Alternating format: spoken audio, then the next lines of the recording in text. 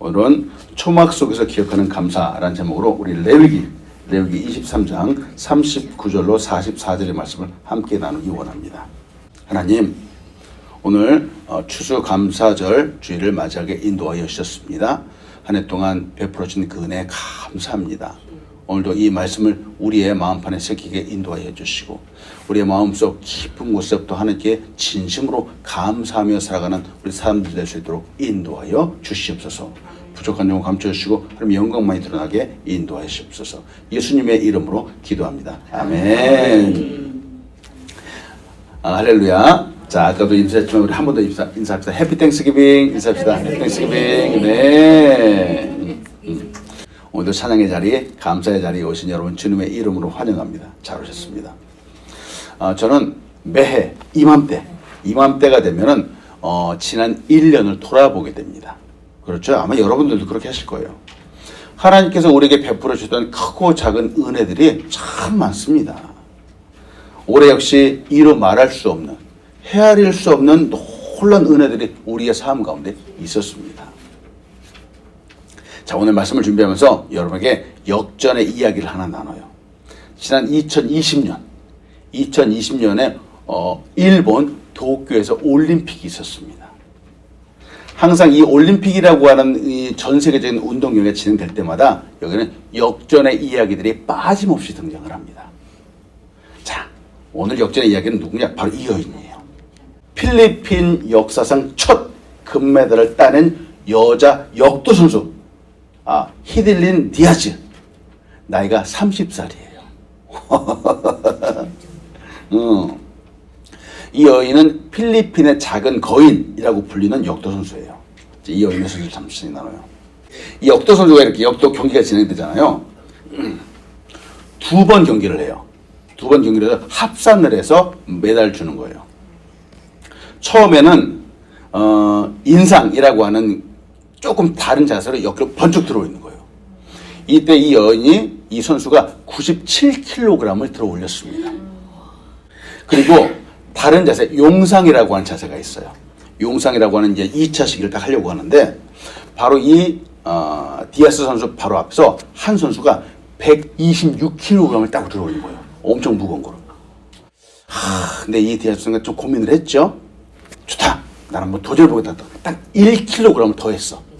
127kg을 딱 들어 올린 거예요. 딱 들어 이제 금메달이 딱 결정이 됐어요. 야. 결국 97kg과 127kg 더해서 금메달을 따게 되었습니다.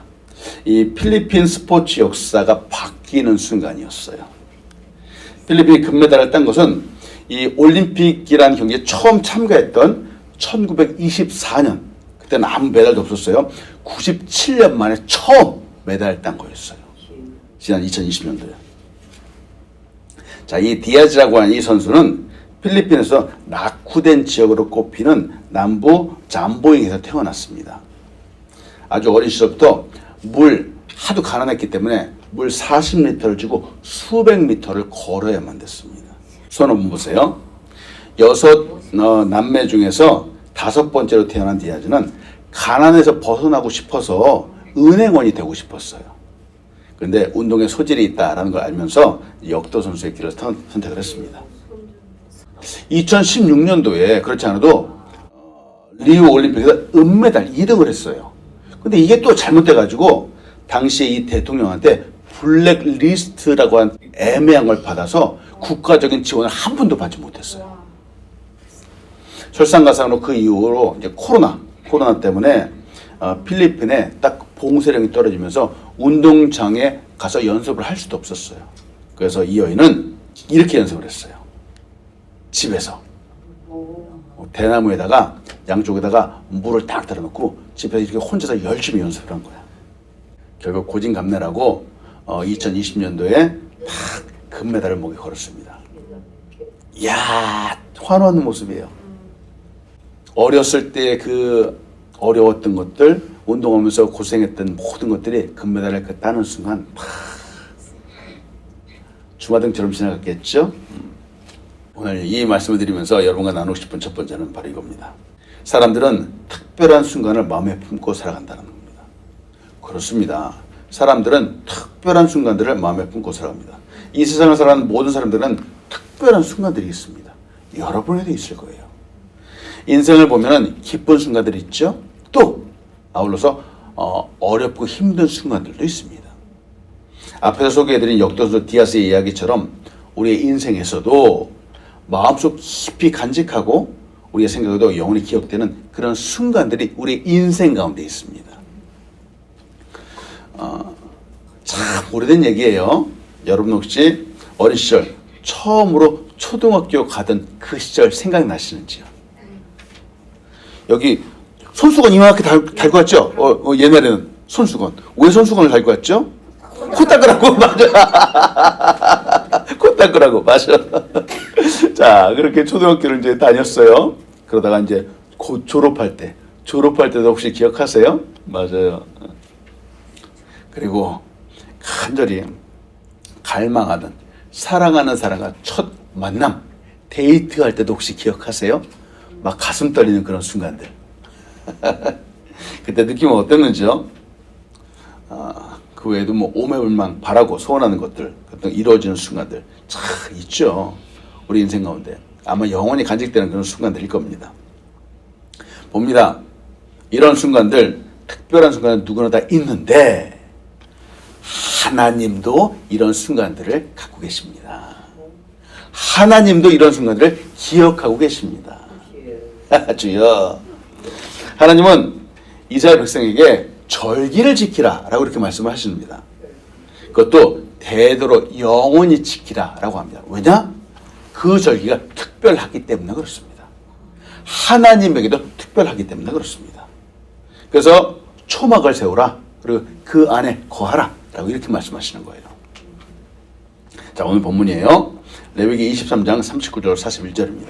너희가 토지 소산 거두기를 마치거든 일곱째 달 15셋 날부터 이래 동안 여호와의 절기를 지키되 첫날에도 안식하고 여덟째 날에도 안식할 것이요 첫날에는 너희가 아름다운 살구나무와 종려나무 가지와 무성한 나무 가지와 신의 버들을 취하여 너희의 하나님 여호와 앞에서 이래 동안 즐거워할 것이라. 너희는 매년 이래 동안 여호와께 이 절기를 지킬지니 너희 대대의 영원한 규례라. 너희는 일곱째 달에 이를 지킬지니라. 그 말합니다. 하나님이 매해마다 또 정해진 날마다 이렇게 하라라고 하는 이 이유는 바로 이 날이 특별하기 때문에 그런 거예요. 그래서 이스라엘 백성들은 이 말씀에 순종해서 온 집안 식구들이 다 나와서 집에서 나오는 거예요.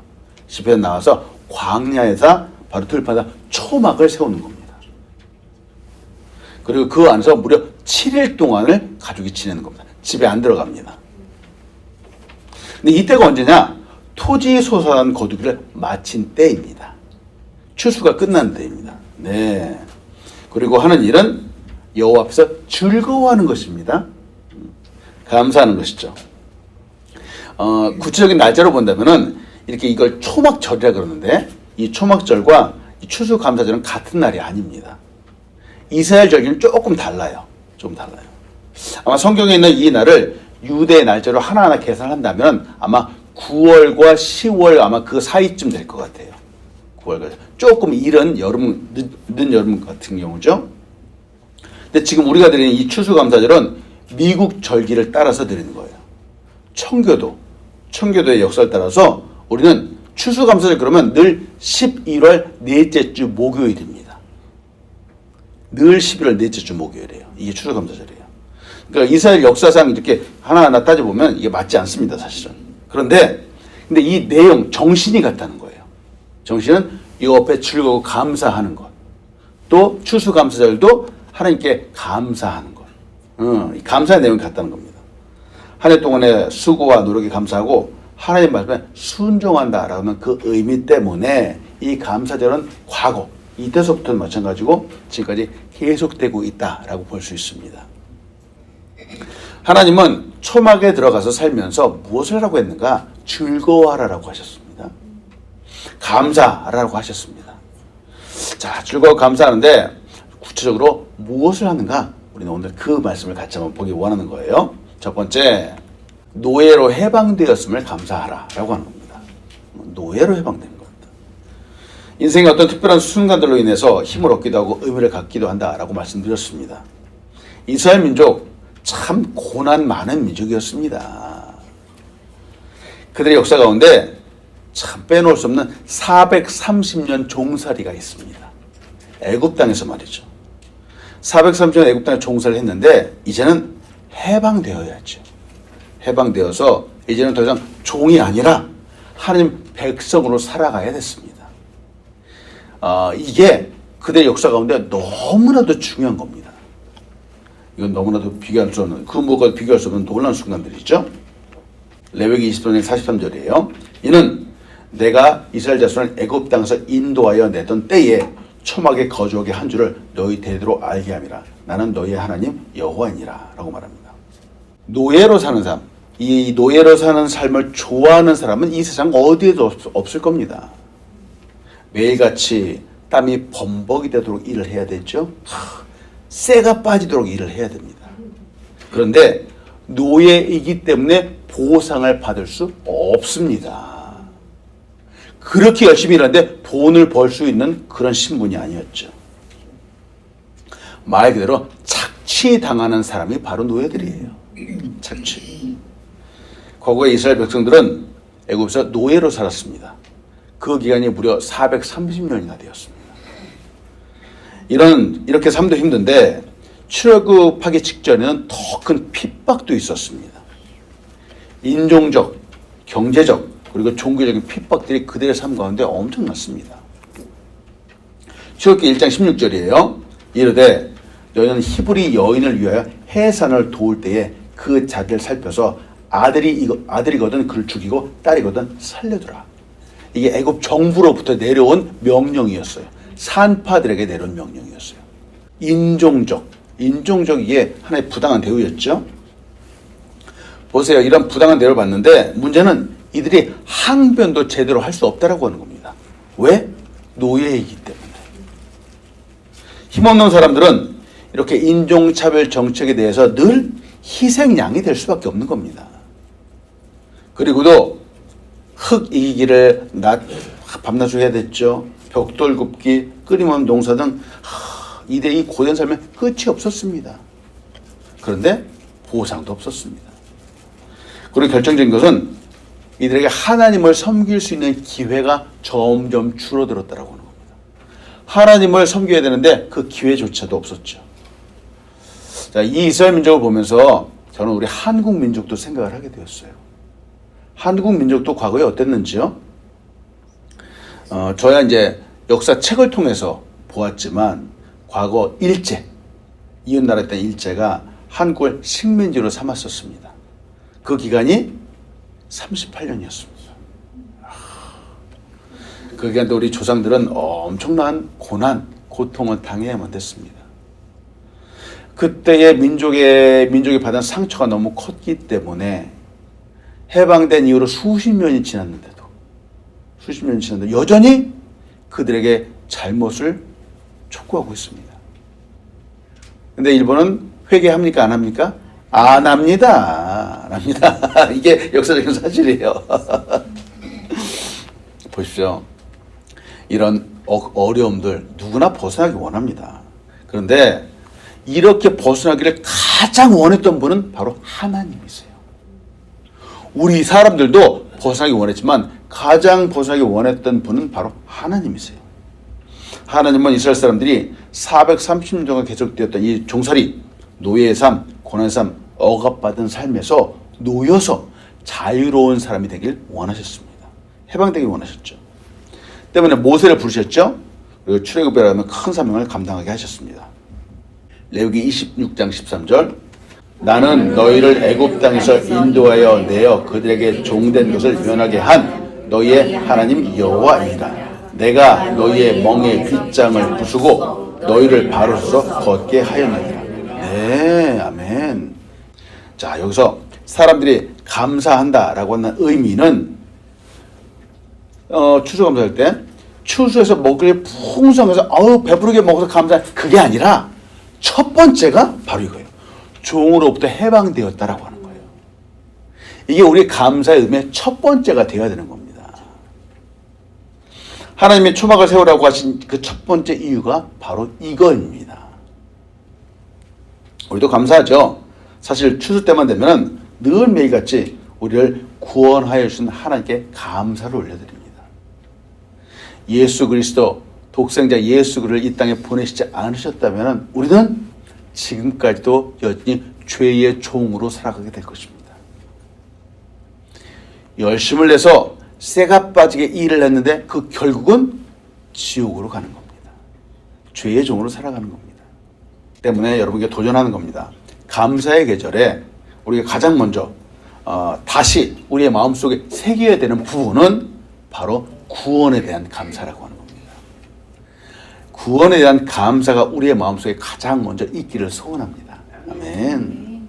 노예, 종으로 해방되어서 이제는 하나님의 자녀로 살아가게 되었다라고 하는 것은 이건 사실입니다.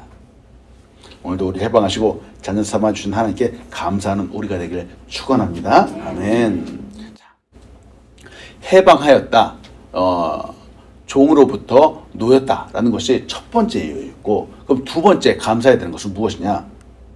광야에서 받은 은혜에 감사해야 됩니다. 광야에서 받은 은혜에 감사하는 거죠. 광야를 지난다는 것은 결코 쉬운 일이 아닙니다. 즐겁지 않죠? 뜨거운 햇빛을 가릴 수 있는 나무도 없고 더군다나 목마름을 해결해 줄 수 있는 물도 없습니다. 광야는 그래서 지나가는 곳이지 거기에 머물러 사는 곳은 아닙니다. 그런데 이스라엘 사람들은 광야에서 40년을 살았습니다. 보세요. 금방도 광야 지나가는 곳이라고 말씀드렸는데 이스라엘 사람은 거기에 40년을 살았습니다. 열악한 환경에서. 근데 어떻게 40년을 견딜 수 있었죠? 바로 하나님의 은혜가 있었기 때문에 견딜 수 있었습니다. 그래서 이 은혜에 감사라고 하는 거예요. 첫 번째, 만나를 내려준 은혜가 있었습니다. 만나를 내려주셨네. 이스라엘 민족이 출애굽 애굽 땅에서 나왔죠. 광야를 가고 있었습니다. 그들이 한참을 걷다가 이제 신광야라고 하는 곳에 도착했습니다. 신광야까지 도착했는데 2달 하고도 보름 15일이 걸렸습니다. 신광야에 딱 도착하고 나서 보니까 그동안에 준비를 해왔던 양식들이 다 떨어졌습니다. 먹을 게 하나도 없었어요. 2달 보름 동안을 그래도 어떻게 참 아껴서 먹었는데 그 정도면은 그동안에 싸웠던 음식들이 떨어진 건 당연하겠죠. 자, 근데 여러분 이때 조심해야 돼요. 우리가 가진 것들이 다 떨어졌어요. 혹시 먹을 것도. 이때 사람들은 너무나도 쉽게 마음속에서 원망과 불평을 합니다. 이스라엘 사람들이 먹을 것이 다 떨어지니까 신광야에 딱 도착을 하니까 하나님을 원망하기 시작했습니다. 출애굽기 16장 2절부터 3절이에요.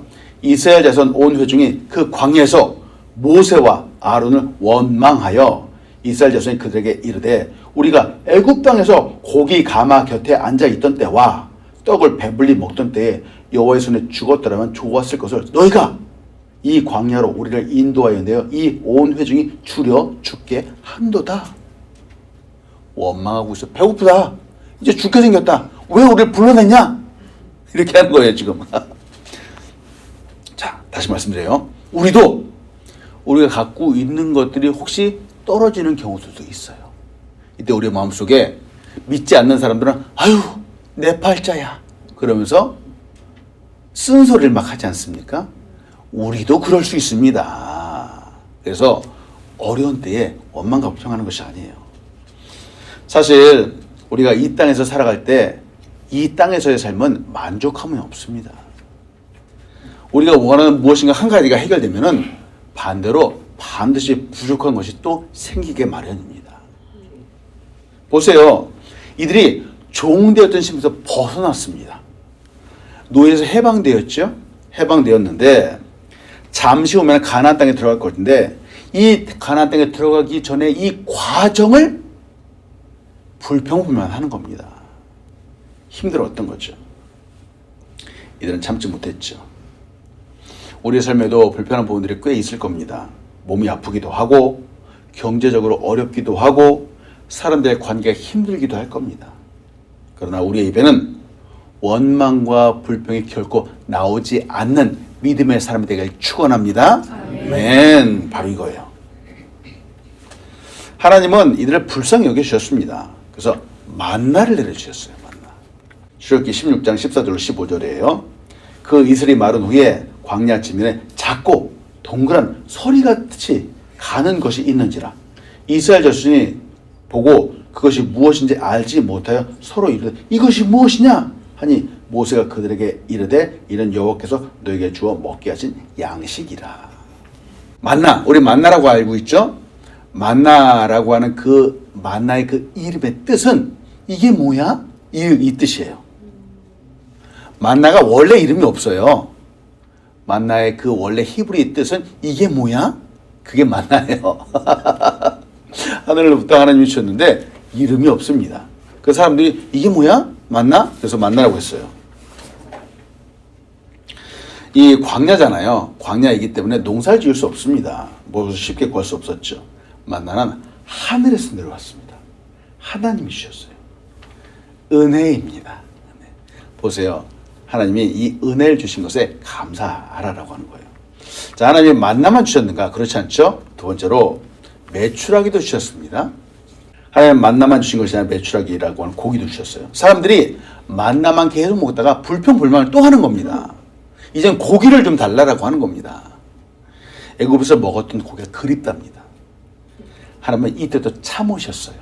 참으시고 은혜를 주셔서 바로 메추라기를 주셨어요. 출애굽기 16, 13절이에요. 내가 이스라엘 자손의 원망함을 들었노라. 그들에게 말하여 이르기를 너희가 해 질 때는 고기를 먹고 아침에는 떡으로 배부르리니 내가 여호와 너희 하나님인 줄 알리라 하라 하시니라. 저녁에는 메추라기가 와서 진에 덮이고 아침에는 이슬이 진 주위에 있더니. 이 메추라기도 하나님이 준 은혜였어요. 자, 만나도 먹었고 메추라기도 먹었어요. 이번에 뭐가 부족할까? 목이 마른 거예요. 목이 마른 거예요. 세 번째, 마실 물도 하나님이 주셨어요. 저는 이 성경을 보면서 우리 인간들의 심리를 봅니다. 저들 말이죠. 이 사람들은 원망과 불평이 끊이질 않습니다. 야, 세상에. 목이 마르니까 그새 또 모세를 비방하는 겁니다.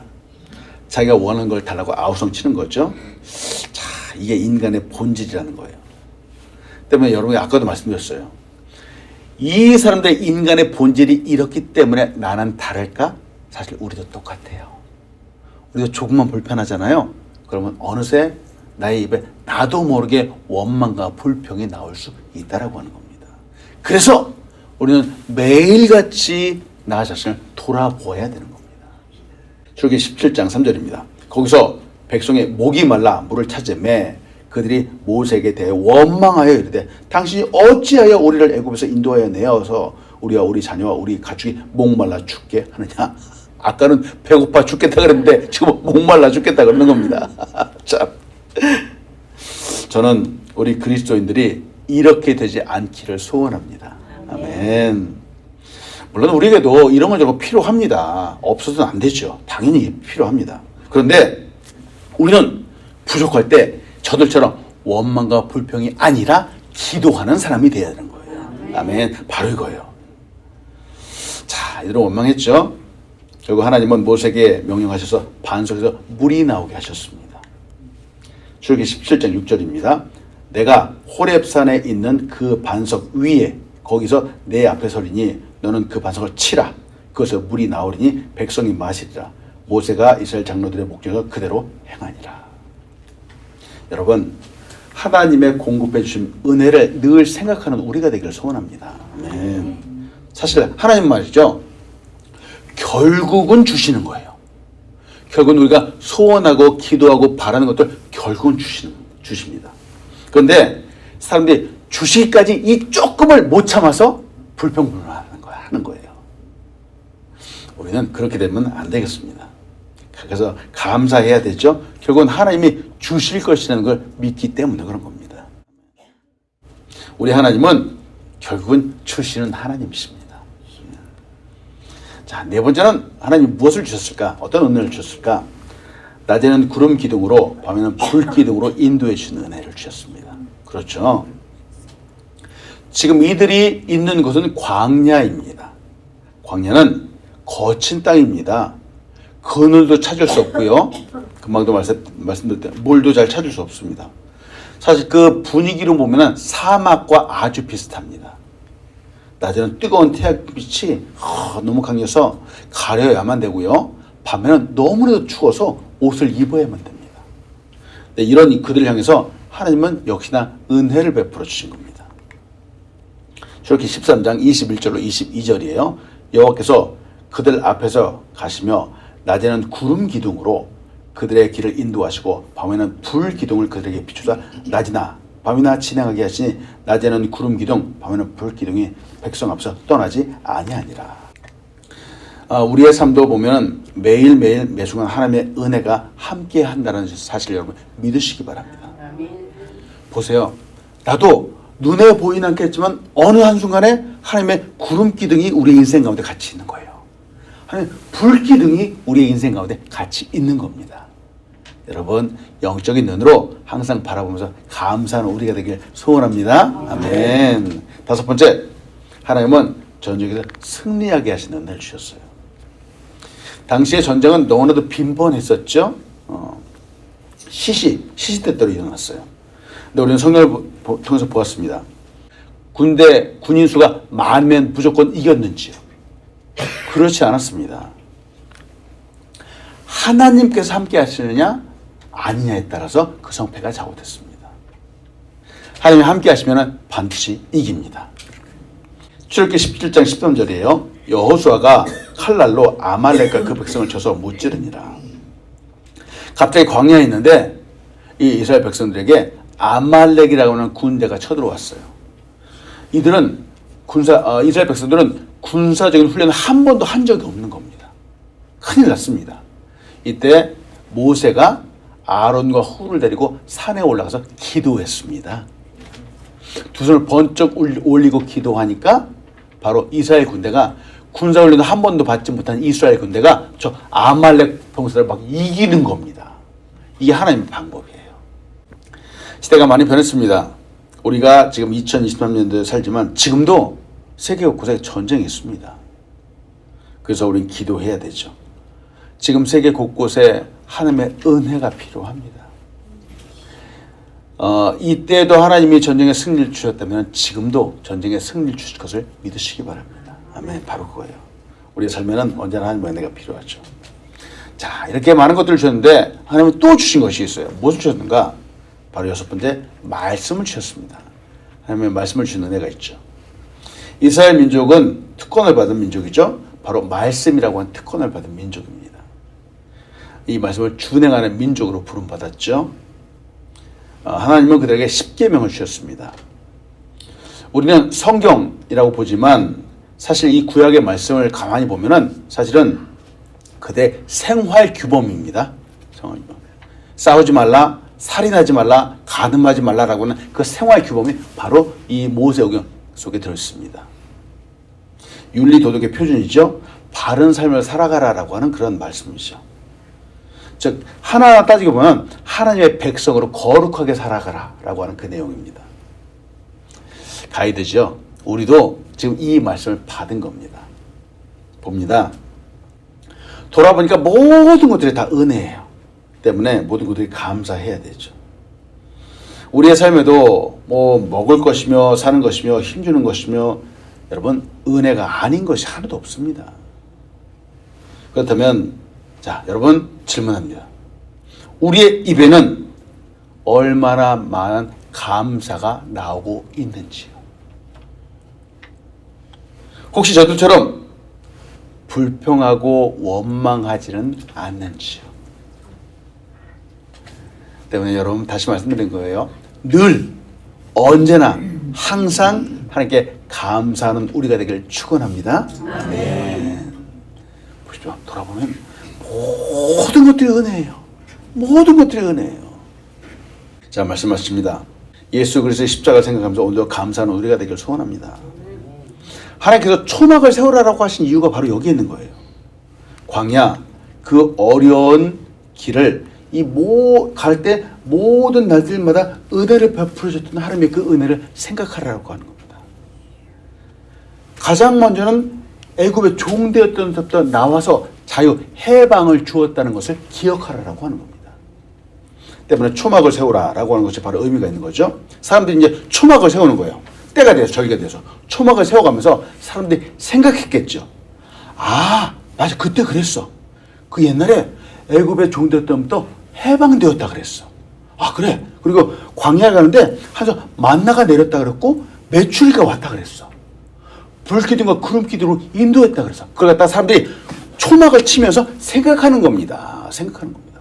초막을 살면서 감사하는 겁니다. 그래서 초막을 세우라고 하는 거예요. 다시 올림픽 금메달 이야기로 돌아갑니다. 디아스 선수. 아마 이 디아스 선수에게는 금메달이 그의 인생 가운데 초막이 아닐까요? 그렇죠? 평생 그 정말 자랑스러운 금메달, 이 필리핀의 최초로 안기는 금메달을 딱 보면서 아마 그 열심히 땀 흘리면서 눈물을 흘리면서 노력했던 그 순간들을 기억할 겁니다. 바로 그게 초막이라고 하는 거죠. 초막. 그때를 생각하면서 지금 다시 힘을 내는 거죠. 그 헝그리 정신, 그 헝그리 정신을 잊지 않고 살아가자라고 하는 거죠. 지금도 감사하며 노력하면 이루지 못할 것이 없다라고 인생을 계속 또 도전하면서 살아가는 거죠. 하나님이 원하는 삶이 바로 그것이 아니었을까요? 초막을 세울 때마다 말이죠. 도전하고 또 도전하고 또 도전하는 겁니다. 이 말씀을 여러분에게 드리고 싶은 겁니다. 예수님의 십자가의 사건도 우리를 구원으로 인도하신 하나님의 놀라운 은혜의 사건이에요. 때문에 우리는 이 십자가의 사건을 매일같이 매 순간마다 기억하고 마음에 담아야 되는 거예요. 우리 인생 가운데 감사, 또 감사, 넘치는 감사가 가득해야 되는 겁니다. 아멘. 우리를 죄의 종으로부터 해방하신 사건입니다. 우리가 매일 십자가를 묵상하는 이유가 바로 여기 있죠. 오늘도 우리의 믿음이 커지길 소원합니다. 성숙한 그리스도인, 성장하는 하나님의 자녀가 되기를 소원합니다. 우리의 삶 가운데 이 은혜가 매일같이 있어야 되겠습니다. 스티븐 퍼틱이라고 하는 분이 이렇게 얘기를 했어요. 영적 성장은 대개 배움으로 이루어지지 않는다. 영적 성장의 열쇠는 기억하는 것이다 라고 말하는 거예요. 기억하는 것이다. 하나님은 초막을 세우면서 기억하라, 생각하라 라고 말씀하는 거예요. 우리도 기도하면서 예배하면서 늘 하나님께서 베풀어 주신 은혜를 기억하는 거죠. 이제 1년은 마무리하는 계절이 되었습니다. 올해를 시작하던 그때와 지금 우리가 영적으로 더 큰 믿음의 사람이 되었는지 한번 생각해보고 돌아보기를 소원합니다. 그리고 오늘도 하나님의 은혜를 생각하며 기억하는 우리가 되기를 축원합니다. 아멘.